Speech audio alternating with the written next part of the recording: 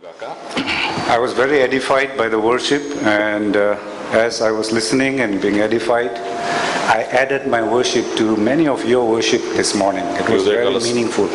ఈ ఉదయకాల సమయంలో మీ అందరూ చేసినటువంటి ఆరాధనను బట్టి నేను ఎంతో మేలును క్షేమమును పొంది ఉంటున్నాను. మీరు ఆరాధన చేస్తున్న సమయంలో నేను కూడా ఏకీభవించాను, మీ ఆరాధనతో కూడా కలుపుకున్నాను. That is why I believe that worship is a ministry. అందుకొరకే నేను నమ్మే విషయం ఏంటంటే ఆరాధన అనేది ఒక పరిచర్యగా ఉన్నది. And what a song we sang just now. మనము పాడిన పాట ఎంత రమ్యమైనటువంటి పాట. I wrote this commentary on my song book. ఈ మాటలు నా పాటల పుస్తకంలో నేను రాసుకున్నాను. Easter song. పునరుద్ధానపు పాట. First stanza, loving the sinner. మొదటి చరణంలో పాపిని ప్రేమించి. Second stanza, took up the sin on the cross for us. రెండవ చరణంలో సిలువ మీద మా పాపములను భరించి. Satan defeated. Third stanza. మూడో చరణంలో సాతాను ఓడింపబడుట. Sting of death nullified. మరణపు ముల్లు అది విరగొట్టబడుట. Blessed hope of a second coming. తర్వాత రెండవ రాకడ గురించినటువంటి శుభప్రదమైనటువంటి నిరీక్షణ. Practically living for Jesus. క్రియాపూర్వకంగా విశ్వాసంతో యేసు ప్రభు కొరకే జీవించుట. Praise and worship to God. దేవునికి స్తుతి మహిమ కలుగును గాక. Let's look to the Lord as we prepare hearts to take part in the table. ప్రభు బలలో పాల్పొందుటకు మన హృదయాలను సిద్ధపరచుట కొరకు ప్రభు వైపు ప్రార్థన చూద్దామండి. Truly, dear Lord, we continue to remain in the attitude of worship and praise to the living Christ. సజీవుడైనటువంటి క్రీస్తును నిజముగా ఆరాధిస్తూ ఆరాధనలో ప్రభువా మేము కొనసాగుచుంటున్నాము. Dear Lord, even as we now symbolically as a church we come and commune with you, be with us. కనుక మా ప్రభువా సంఘముగా మేము సాదృశ్య రూపకంగా మీతో ప్రభువా సహవాసం కలిగి ఉంటుండగా నాయనా మీరే మా మధ్యలోనికి రమ్మను వేడుకొంచుతున్నాము. This is just a foretaste of what it will be in heaven. Millions and millions of times wonderful. మా ప్రభువా కోట్ల సార్లు పరలోకములో ఏది జరగనైనదో దానికి ఇది ఒక సూచనగా ఉన్నది అని నమ్ముచున్నాం. But even as we ponder upon the greatness of this table, many times we forget to examine our hearts. మా ప్రభువా యొక్క బల్ల యొక్క ఔన్నత్యము గొప్పతనాన్ని మేము మా ప్రభువా జ్ఞాపకం చేసుకున్నటువంటి సమయంలో అనేక సార్లు మా హృదయాలను పరీక్షించుకునే విషయంలో మా ప్రభువా మేము తప్పిపోయే వారికి ఉంటున్నాం. Our heart is prone to wander and prone to sin. మా ప్రభువా మా హృదయము అది దారి తొలగిపోవడానికి పాపము చేయడానికి అది ఆస్కారం కలిగినదై ఉన్నది. Lord, as we come before your table, examine us and help us, Lord, to examine ourselves. ప్రభువా మీ బిడ్డలను సమీపిస్తుండగా తండ్రి మీరే మమ్మను పరీక్షించండి. మమ్మల్ని మేము పరీక్షించుకోవడానికి మీ కృపను మీ సహాయాన్ని మాకు దయచేయండి. May you also bless the meditation. మా ప్రభువా మా వాక్య ధ్యానాన్ని కూడా మీరు ఆశీర్వదించండి. We commit both of us into your grace and your cross. ఈ ఇరువురిని మా ప్రభువా మీ యొక్క కృపకు మీ సిలువకు అప్పగించుకొంచున్నాం. Use us for your glory. మీ మహిమ కొరకే మమ్మల్ని వాడుకునండి. Edify all of us. మా ప్రభువా ఇట్లు మమ్మల్ని అందరినీ క్షేమాభివృద్ధిలోనికి నడిపించండి. This is our prayer in the name of our risen Lord and our Savior Jesus Christ. ఇది మా ప్రార్థన మా పునరుద్ధానుడైనటువంటి ప్రభువును రక్షకుడైన యేసుక్రీస్తు వారి నామములో అడుగుచున్నాము మా తండ్రి. ఆమేన్. Let's now prepare our hearts, and just to meditate, to help us to prepare our hearts, we'll look at a passage from the Gospel according to John. మన హృదయాలను బలలో పాల్పొందిన కొరకై సంసిద్ధపరచుకోవడానికి కొరకై యోహాను సువార్త నుండి ఒక వాక్య భాగాన్ని చూసుకుందామండి. And John 20:11 to 18. యోహాను సువార్త 20వ అధ్యాయము 11వ వచనం నుండి 18వ వచనం వరకు. Let's read this responsively. John 20:11 to 18. యోహాను సువార్త 20వ అధ్యాయము 11వ వచనం నుండి 18వ వచనం వరకు ఈ వాక్య భాగాన్ని మార్చి చదువుకుందాం.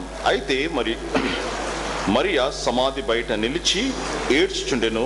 ఆమె ఏడ్చుచు సమాధిలో వంగి చూడగా తెల్లని వస్త్రములు ధరించిన ఇద్దరు దేవదూతలు యేసు దేహమును ఉంచబడిన స్థలములో తలవైపు ఒకడును కాళ్ళ వైపు ఒకడును కూర్చుంట కనబడును. వారు, అమ్మా, ఎందుకు ఏడ్చున్నావని ఆమెను అడగక, ఆమె, నా ప్రభువును ఎవరో ఎత్తుకొని పోయిరి, ఆయనను ఎక్కడ ఉంచిరో నాకు తెలియలేదని చెప్పెను. ఆమె ఈ మాట చెప్పి వెనుక తట్టు తిరిగి యేసు నిలుచునుట చూచెను గాని ఆయన యేసు అని గుర్తుపట్టలేదు. యేసు, అమ్మా, ఎందుకు ఏడ్చుచున్నావు, ఎవరిని వెదుకుచున్నావు అని ఆమెను అడగగా, ఆమె ఆయన అనుకొని, అయ్యా, నీవు ఆయనను మోసుకొని పోయిన ఎడల ఆయనను ఎక్కడ ఉంచితివో నాతో చెప్పుము, నేను ఆయనను ఎత్తుకొని పోదునని చెప్పెను. యేసు ఆమెను చూచి మరియా అని పిలిచెను. ఆమె ఆయన వైపు తిరిగి ఆయనను హెబ్రీ భాషలో రబ్బూని అని పిలిచెను. ఆ మాటకు బోధకుడు అని అర్థము. యేసు ఆమెతో, నేను ఇంకనూ తండ్రి యొద్దకు ఎక్కిపోలేదు గనుక నన్ను ముట్టుకొనవద్దు. అయితే నా సహోదరుల యొద్దకు వెళ్ళి నా తండ్రియు మీ తండ్రియు నా దేవుడును మీ దేవుడినైనా వాని యొద్దకు ఎక్కిపోవచ్చున్నానని వారితో చెప్పమనెను. మగ్దలేని మరియా వచ్చి, నేను ప్రభువును చూచి తిని ఆయన నాతో ఈ మాటలు చెప్పినని శిష్యులకు తెలియజేసెను. God bless the reading and the hearing of His word. దేవుడు చదువున వాక్యమును మరొకరికి దీవించి వినికిడిలో ఆశీర్వదించునుగాక. Even as we approach the table to participate in the Lord's communion, we want to examine our hearts. కనుక ప్రభు బలిలో మనము పాల్పొందుతూ ఉంటుండగా మన హృదయాలను మనము పరీక్షించుకోవాలని కోరుతూ ఉంటున్నాం. Because the propensity of the human heart to be distracted from the truth is very sure. మానవ హృదయము సత్యము నుండి వైదొలిగిపోవడానికి ఎంత ఆస్కారం కలిగింది అంటే, అది తప్పిపోవడానికి ఎంత దాంట్లో ఎటువంటి బలహీనత ఉంది అంటే అది చాలా గొప్ప బలహీనత. Because right after the resurrected Lord started meeting disciples, most of the disciples actually did not expect such thing to happen. యేసు క్రీస్తు వారు పునరుద్ధరణ తర్వాత ఆయన అనేకులు కనిపించినటువంటి సమయంలో శిష్యులు ప్రభువు లేస్తాడు, మృతులను లేస్తాడు అన్నటువంటి విషయాన్ని వారు ఏమాత్రం కూడా ఆశించలేదు. వారు అలాగ అవుతుంది అని అనుకోలేదు. Yes, there was a kind of defeat of Satan. Satan was crushed. సాతాను నిజముగా ఓడించబడ్డాడు, సాతాను చితకగొట్టబడ్డాడు.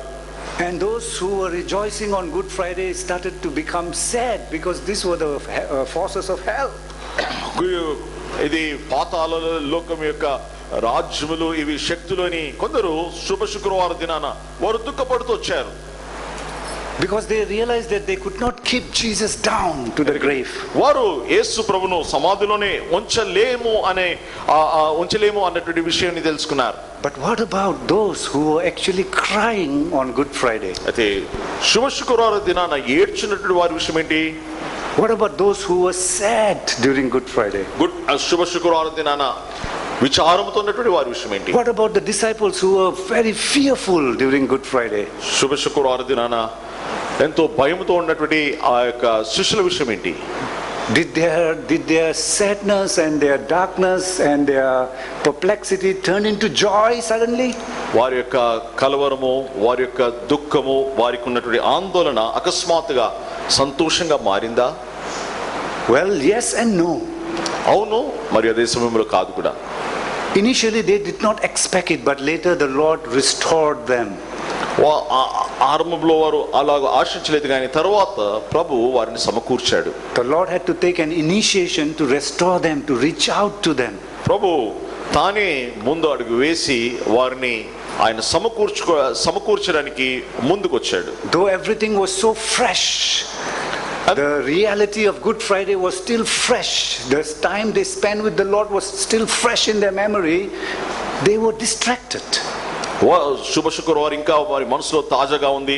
ప్రభుతో వారు గడిపినటువంటి సమయము ఇంకా మనసులో తాజాగా ఉన్నప్పటికీ వారు మనసులో వారు కలవరపడి తొలగిపోయి ఉంటున్నారు మనసులో. So many times we can be distracted by the non-essentials for the essential. గమనించండి, కావలసిన ప్రాముఖ్యమైనటువంటి వాటిని వదిలిపెట్టి అవసరం లేని పనికిరాని వాటి విషయంలో మనము మనసు పెట్టి అలాగొక్క మనము దారి తప్పిపోయి కలవరపడేటటువంటి ఆస్కారం ఎంతగానో ఉంది. Because when I was looking at every encounter post resurrection, the disciples actually did not expect it at all.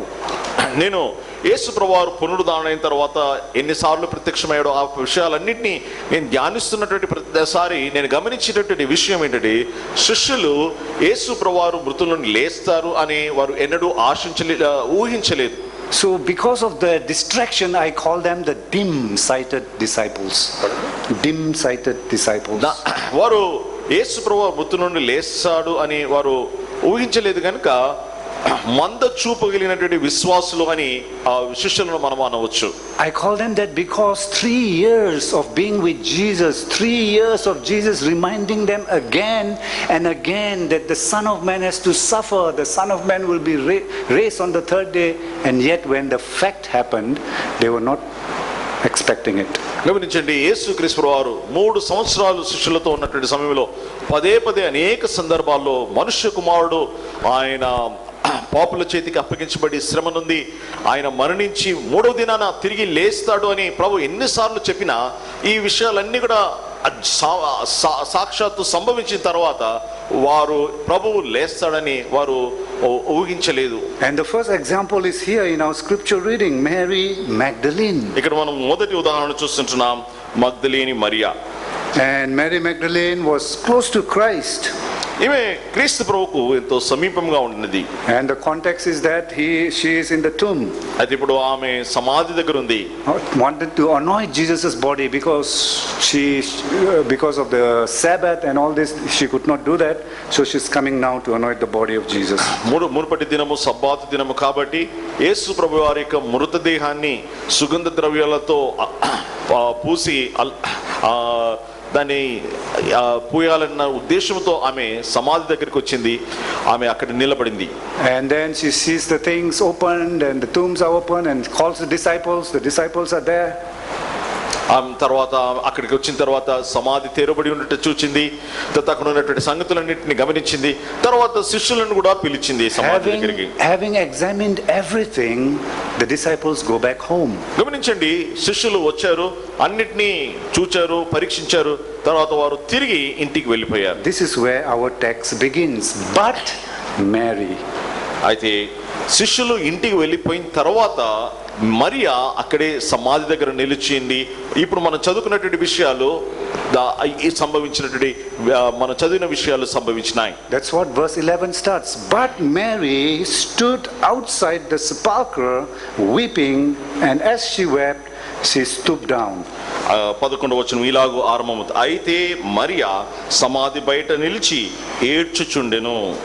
And verse 14, and when she had thus said, she turned herself back and saw Jesus standing and knew not that it was Jesus. ఆమె ఈ మాట చెప్పి వెనుక తట్టు తిరిగి యేసు నిలిచుట చూచెను, కానీ ఆయన యేసు అని గుర్తుపట్టలేదు.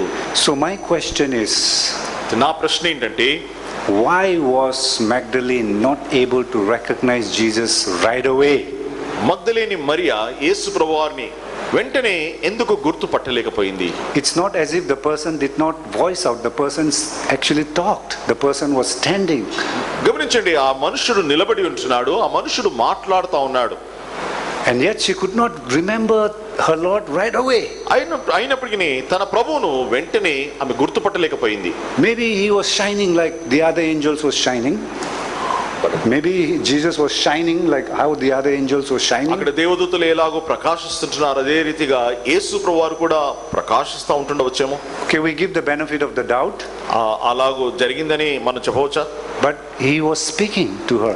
అయినప్పటికీ ప్రభు ఆమెతో మాట్లాడుతూ ఉన్నాడు. 3 years 3 సంవత్సరాలు ప్రభుతో గడిపింది. of listening to Jesus' voice, and just 2 days or 3 days ago she saw him for the last time and still she could not recognize him. గమనించండి, 3 సంవత్సరాలు ప్రభు స్వరం వింటూ వచ్చింది. 3 దినముల క్రితము ప్రభు చనిపోయాడు. ఇప్పుడు మరలా ప్రభు మాట్లాడుతుంటే ఇప్పుడు ప్రభు స్వరాన్ని గుర్తుపట్టలేని స్థితిలో ఉన్నది మగ్దలేని Mariya. I think the text itself tells us the answer. ఇక్కడున్న ఈ లేఖన భాగమే దానికి కారణాన్ని తెలియజేస్తా ఉంది. And I believe the answer is found in verse 11. 11వ వచనంలో జవాబున్నది.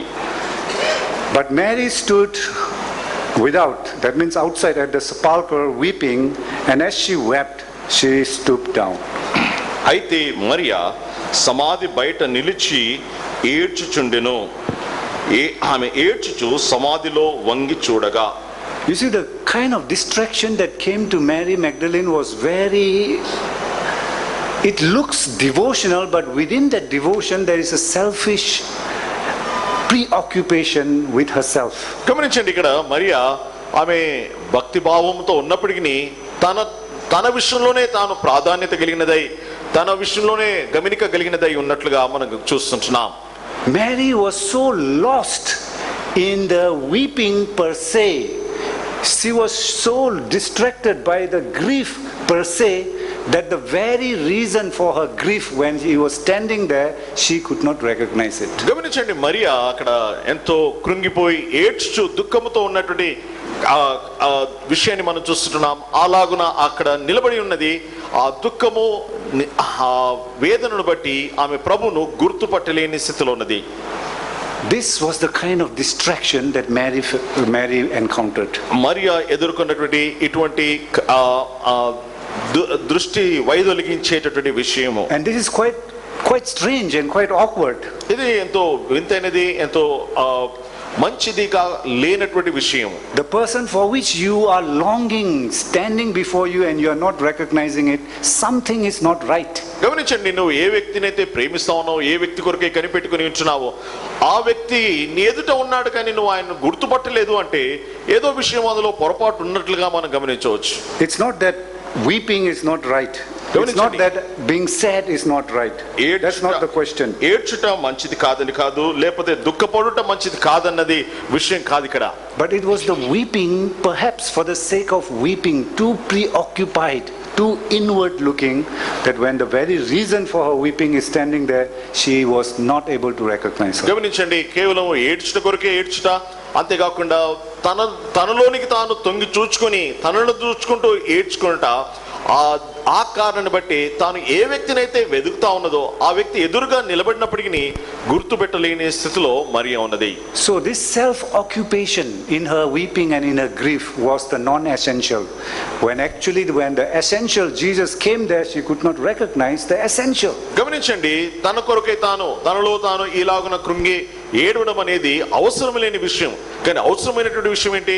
ఎదురుగా నిలిచి ఉన్నటువంటి ప్రభు, తాను ప్రేమించినటువంటి ఆ ప్రభు అవసరమైనటువంటి వాడు ఇచ్చినాడు, కానీ ఆమె ఆయనను గుర్తుపట్టలేని స్థితిలో ఉన్నది. So this makes me believe that her weeping was self-oriented and inward looking. It was not truly Christ bound. గమనించండి, తాను ఈలాగున దుఃఖపడుట, ఏడ్చుట, తన లోనికి తాను తొంగి చూచుకొని అలాగున చేస్తున్నటువంటి విషయమే గాని క్రీస్తు వైపు ఉన్నటువంటిదిగా లేనట్లుగా గమనించవచ్చు. It was more of self-pity rather than Christ's word piety. గమనించండి, తాను స్వయంగా తనలో తాను కృంగిపోయి అలాగ దాన్ని బట్టి తను ఉన్నటువంటి స్థితిని బట్టి కృంగిపోయి విచారపడమే గాని క్రీస్తు ప్రభు వైపు కనపరిచేటటువంటి భక్తిగా లేదది. And because of that distraction within her, because of her self-pity and the distraction, what happened? గమనించండి, తన మీద తాను జాలిపడుతూ తన ఆ దృష్టిని వైదొలిగినటువంటి కారణాన్ని బట్టి ఏం జరిగింది? Jesus became a gardener for her. యేసు ప్రభు ఆమెకు ఒక తోట మాలివలే అయిపోయి ఉంటున్నాడు. Look at what distractions can do to us. చూడండి, ఇలాగున దృష్టి వైదొలుగుట చేత మనకు కలిగే ఆ పరిణామం ఏంటో గమనించండి. The reason Lord, the King of glory, the King of resurrection for her at that moment became a mali, a gardener. గమనించండి, పునరుద్ధానుడైనటువంటి ప్రభువు, మహిమ కలిగినటువంటి రాజు, మహిమా స్వరూపైనటువంటి దేవుడు ఇప్పుడు ఆమెకి ఏమైపోయాడు? ఒక తోట మాలివలే అయిపోయించున్నాడు.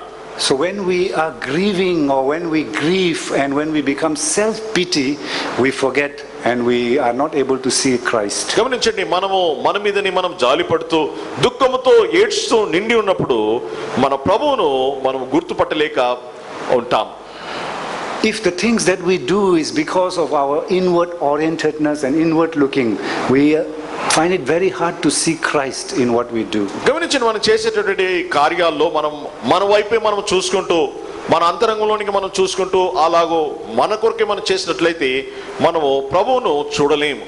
But if our grieving, if what we do is Christ bound, no matter what the challenges, we can see Christ in the storm. గమనించండి, అలా కాక మనం చేసేది అది క్రీస్తు వైపు ఉన్నట్లుగా ఉన్నట్లయితే, అది దుఃఖము గాని ఏ కార్యమైనా, అప్పుడు మనం క్రీస్తు ప్రభువును మనం చూడగలము. So that is what we learn from Mary Magdalene. అదే విషయాన్ని మనము మగ్దలేని మరియ నుండి మనం నేర్చుకోవచ్చు. I want to ask you, as we prepare our hearts to commune with the Lord himself, మన ప్రభుతో మనము సహవాసము కలిగి ఉండడానికి సిద్ధపరుస్తూ ఉంటుండగా ఒక ప్రశ్న అడగాలని ఆశిస్తూ ఉంటున్నాను. have we gone into that moment where we have been distracted? మనము దృష్టి వైదొలిగేటటువంటి ఆ యొక్క స్థితిలోనికి మనం వెళ్ళి ఉంటున్నామా? We are distracted with our own preoccupation of what is happening in the family, what is happening in the world, what is happening outside. కుటుంబంలో ఏం సంభవిస్తూ ఉంది, లోకంలో ఏం సంభవిస్తుంది, బయట ఏం సంభవిస్తుంది అన్నటువంటి వాటి మీదనే చింత కలిగి, విచారం కలిగి, వాటి మీదనే మనసు నిలిపి ప్రభువు నుండి దృష్టి వైదొలిగినటువంటి స్థితిలో మనం ఉంటున్నామా? Yes, Good Friday is fresh in our memory. సందేహం లేదు, శుభ శుక్రవారం ఇంకా మన మనసులో తాజాగా ఇంకా అలాగనే ఉంది. But has the circumstances around us distracted us? అయితే మన చుట్టూ ఉన్నటువంటి పరిస్థితులు మనల్ని దృష్టి వైదొలిగించాయా? So much so that we are going from the essential drifting into the non-essential. తద్వారాగా మనము అవసరమైన వాటి నుండి వైదొలిగిపోయి అవసరం లేని వాటి మీద మనసు ఉంచున్నామా? We must not be self-bound, we must be Christ-bound. మనము మన మీదనే దృష్టి ఉంచు వారుగా కాక క్రీస్తు వైపు దృష్టి కలిగినటువంటి వారిగా, ఆయన వైపు చూచేటటువంటి వారిగా మనం ఉండాలి. This is something that is going on in our hearts. Let us prepare our heart and let us set it right before the Lord. ఈలాగున మనము మరియవలే మన అంతరంగాన్ని చూస్తూ ప్రభువు నుండి దృష్టి తొలగిపోయినటువంటి వారిగా ఉన్నట్లయితే మన హృదయాలను సిద్ధపరచుకోవాలి, సరి చేసుకోవాలి. Let us tell the Lord, Lord, I'm sorry. ప్రభుతో అందాం, ప్రభువా నా తప్పైనది, నన్ను మన్నించండి అని. But here I am, I come to you. అయితే ఇదిగో నీ దగ్గరికి నేను వస్తున్నాను. The second encounter, very quickly, is the road on the road to Emmaus. రెండవ ప్రభువును కలుసుకున్నటువంటి ప్రభు యొక్క ప్రత్యక్షత, అది ఎమ్మాయి మార్గములో జరిగినటువంటి ఆ యొక్క సంఘటన. Same pattern we see here as well. ఇక్కడ కూడా అదే విషయాన్ని మనం చూస్తున్నాం. And this we can see in Luke 24. ఈ విషయాన్ని లూకాసు వార్త 24వ అధ్యాయంలో మనం చూస్తాం. 12 to 32. 12వ వచనం నుండి 32వ వచనం వరకు. We will not read all this. ఈ భాగం అంతటిని మనం చదవము, కానీ To save time, we just want to focus on the essential thing here. కనుక సమయాన్ని ఆదా చేసుకోవడానికి ప్రాముఖ్యమైనటువంటి వాటి మీదనే మనం దృష్టి నిలుపుతాం. So as the disciples are walking, perhaps very sad, శిష్యులు ఎమ్మాయి మార్గంలో వారు నడుస్తూ ఉన్నటువంటి సమయంలో ఎంతో విచారంతో, దిగులుతో నిండి ఉన్నారు. there appears Jesus and pretends Jesus is also walking with them. అక్కడ యేసు ప్రభు వారికి ప్రత్యక్షమయ్యాడు, ఆయన కూడా వారితో నడుచున్నట్లుగా అగపడ్డాడు. And Jesus asked them, what are you guys talking about? ప్రభు వారు మాట్లాడుకుంటున్నటువంటి సంభాషణ విని, మీరు దేని గురించి మాట్లాడుకుంటున్నారు అని వారిని అడిగాడు. And one disciple, Cleophas, answered, are you a visitor to Jerusalem and not know what has been going on? ఆ శిష్యులో ఒకడైనటువంటి క్లెయోపా, ఆయన, అయ్యా నువ్వు క్రొత్తవాడివా, నీవు యెరూషలేములో ఏ విషయాలు సంభవిస్తూ ఉంటున్నాయో అవి ఎరగకుండా ఉన్నావా అని ఆయన ప్రభును అడిగాడు.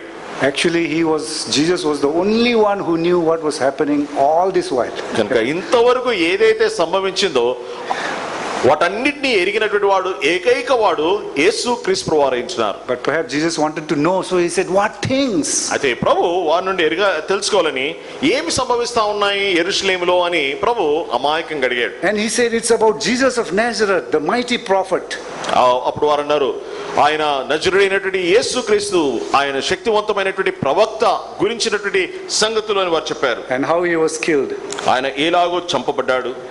And as they talked and as they journeyed, Jesus opened the scriptures to them. ప్రభు వారు కలిసి ప్రయాణం చేస్తూ ఉంటుండగా లేఖనములను ప్రభు వారి కొరకే వివరించాడు, లేఖనములు వారి కొరకే తెరిచాడు. And I'm quite surprised to see the word foolish there. అక్కడ వెర్రివారు అని ఆ మాట ఆశ్చర్యం కలిగిస్తుంది. Jesus says, why are you so foolish? Don't you know that the scriptures must be fulfilled? ఈ లేఖనములు నెరవేర్చబడవలను కదా, మీరు ఎందుకు అజ్ఞానులై ఉంటున్నారని ప్రభు అంటున్నాడు.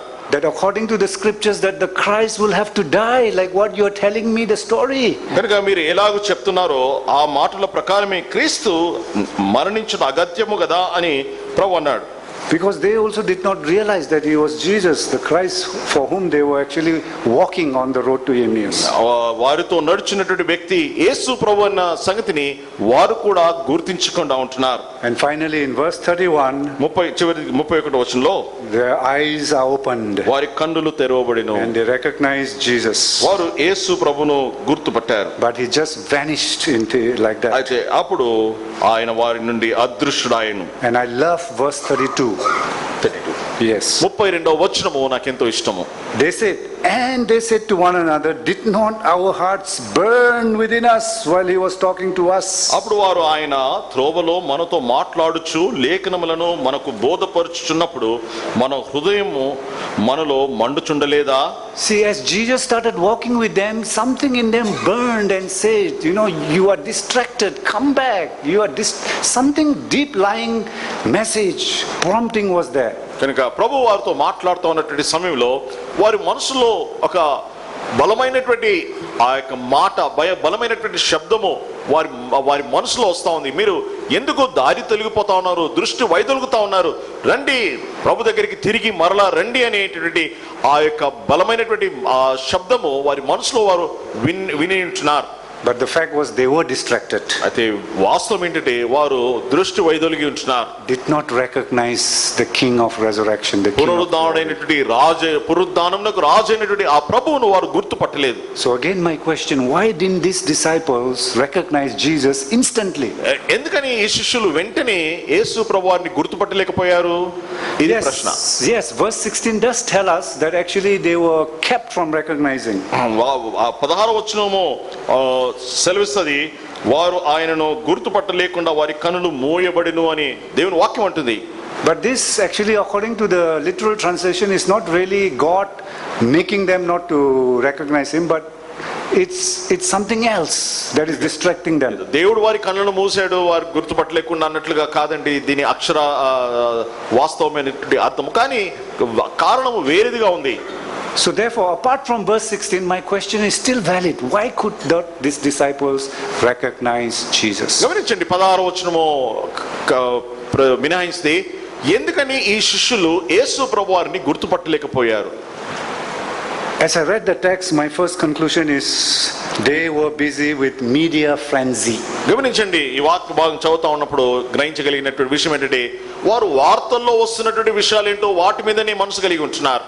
They were just too preoccupied with things that people are saying, things that people are doing, things that people are labeling. They were busy with all those rumors and media frenzy. గమనించండి, ఈ శిష్యులు లోకస్తులు ఏమంటున్నారు, లోకస్తులు ఏం చేస్తున్నారు, లోకస్తులు ఎటువంటి మాటలు అంటా ఉన్నారు, వార్తల్లో ఏమేమి వస్తున్నాయి, పుకార్లు వస్తున్నాయి, వాటి మీదనే ఈ శిష్యులు మనసు కలిగి ఉంటున్నారు. That is why when Cleophas told Jesus, he said, don't you know what is happening? ఇక్కడ ఏం జరుగుతా ఉన్నది అన్నటువంటి మాట క్లేయోఫా యేసు ప్రభువుని అడిగాడు. That means they were already so preoccupied with what was going on in Jerusalem. దాని ద్వారా వారు యెరూషలేములో ఏది జరుగుతా ఉందో, ఏ విషయాలు సంభవిస్తున్నాయో వాటి మీదనే మనసు కలిగి ఉంటున్నారు. Exactly this time last year, how busy were we? How preoccupied were we? అక్షరాలుగా పోయిన సంవత్సరం ఇదే దినాల్లో మనము ఎంత పని కలిగిన వారమై ఉంటున్నాం, ఎంత తీరిక లేకుండా ఉంటున్నాం. Many of us were thinking about what is this corona and how will this affect me? Please don't go out, don't step out also. And we were so preoccupied with the frenzy of all this, isn't it? గమనించండి, ఈ corona ఏంటి, బయటికి వెళ్ళవద్దు, బయటికి అడుగు పెట్టవద్దు అని అనేక ఈ విషయాలతో మన మనసు నిండి ఉన్నది పోయిన సంవత్సరం. So these disciples likewise, they were so preoccupied and taken up by all this media frenzy that they forgot the promise, the prophecy of the scriptures and how it should be fulfilled. గమనించండి, ఈ వార్తల్లో వస్తున్నటువంటి విషయాలు, జనులు చెప్పుకున్నటువంటి విషయాల మీదనే మనసు కలిగిన వారే లేఖనాలు, ప్రవక్తలు ఏ విషయాలైతే సెలవిచ్చి ఉంటున్నారో, దేవుడిచ్చినటువంటి వాగ్దానాలను వారు పూర్తిగా మర్చిపోయి ఉంటున్నారు. They were lost in the non-essentials. గమనించండి, అవసరం లేని వాటి మీదనే మనసు పెట్టి వారు దృష్టి వైదొలిగి ఉంటున్నారు. And therefore could not actually recognize the essential. ఆ కారణాన్ని బట్టి ఏది వాస్తవమో దానినే వారు గుర్తుపట్టలేకపోయారు. Someone says, keep the main thing as the main thing. ఎవరు అన్నారు, ప్రాముఖ్యమైన దాన్ని ప్రాముఖ్యమైన దానిగానే ఉంచండి అని. Sorry, he says the main thing is to keep the main thing as the main thing. ప్రాముఖ్యమైన విషయం ఏంటంటే ప్రాముఖ్యమైన దానిని ప్రాముఖ్యమైనదిగానే ఉంచుట. That was what the disciples could not do. అయితే ఆ కార్యాన్ని శిష్యులు చేయలేకపోయారు For that moment in time. ఆ క్షణంలో, ఆ సమయంలో. So that reminds us to be prepared as we take part in the Lord's table. We can be distracted easily. మనము ఎంతో త్వరితంగా దృష్టి వైదొలిగిపోయేటటువంటి ప్రమాదం ఉంది కనుకనే మనము దృష్టిని ప్రభు మీద ఉంచాలి. అట్లు ప్రభు బలలో మనం పాలు పొందాలి. And very quickly, second reason is that they were caught up with their fading hope. వారు కృంగిపోతున్నటువంటి వారి నిరీక్షణ మీదనే వారు ఆధారపడ్డారు. అది రెండవ కారణం. Not only caught up with media frenzy, but they were also caught up with their hope being smaller and smaller every day. గమనించండి, వారు వార్తల్లో వచ్చేటటువంటి ఆ సమాచారాన్ని బట్టి వారు అలాగూ దాని మీదనే మనసు నిలపడం మాత్రం కాదు కానీ ఆ దినదినము క్షీణించిపోతూ తరిగిపోతున్నటువంటి వారి నిరీక్షణ మీద కూడా వారు ఉంటున్నారు, మనసు పెట్టారు. Verse 21. చూడండి 21వ వచనంలో. In the NIV it's written like this. NIV బైబిల్లో ఇలాగ రాయబడింది. But we had hoped that he was the one to redeem Israel. ఇశ్రాయేలును విమోచింపబో వాడు ఈయనే అని మేము నిరీక్షించి ఉంటిమి. KJV, but we trusted he should have redeemed Israel. ఈయన ఇశ్రాయేలును విడిపించునని మేము నమ్మి ఉంటిమి.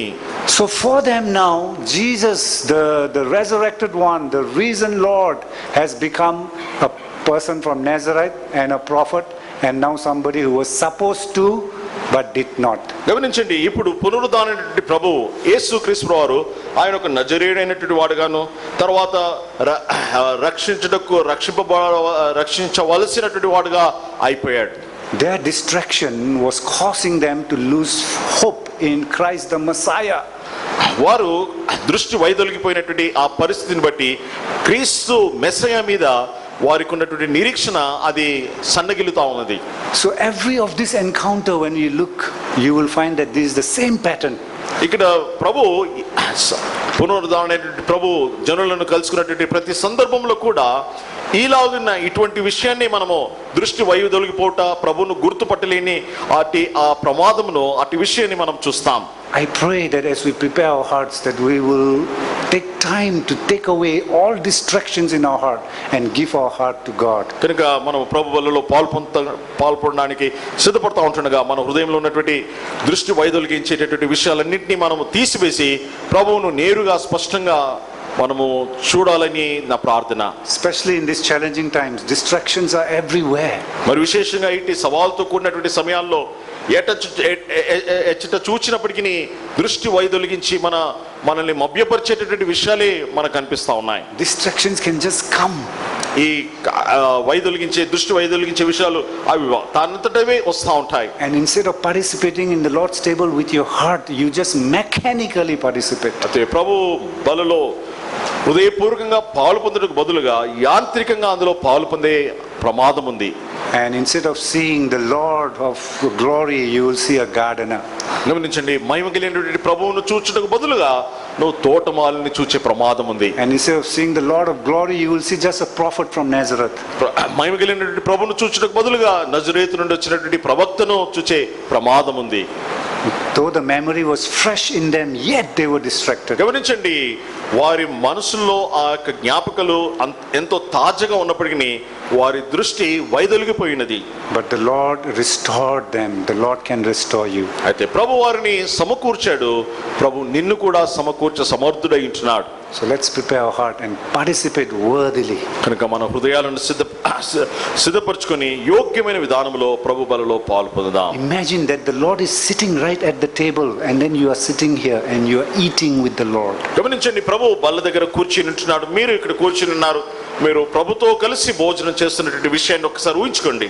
Will you have that face to lift up your face and look at the Lord's eyes and eat with him? గమనించండి, మీ తలెత్తి ప్రభు కన్నులను నేరుగా చూస్తూ మీరు ఆయనతో భోజనం చేసేటటువంటి ధైర్యం మీలో ఉందా? Or will your distractions cause you not to look at Jesus' eyes? లేకపోతే మీరు దృష్టి వైదొలిగిపోయి వీటి మీద మనసు కలిగి ప్రభువును చూడలేకుండా అటు ఇటు చూసేటటువంటి వారికి ఉంటున్నారా? Let's prepare our hearts and participate worthily. కనుక మన హృదయాలను సిద్ధపరచుకుందాం, యోగ్యమైన విధానంలో ప్రభు బలలో పాల్గొందాం.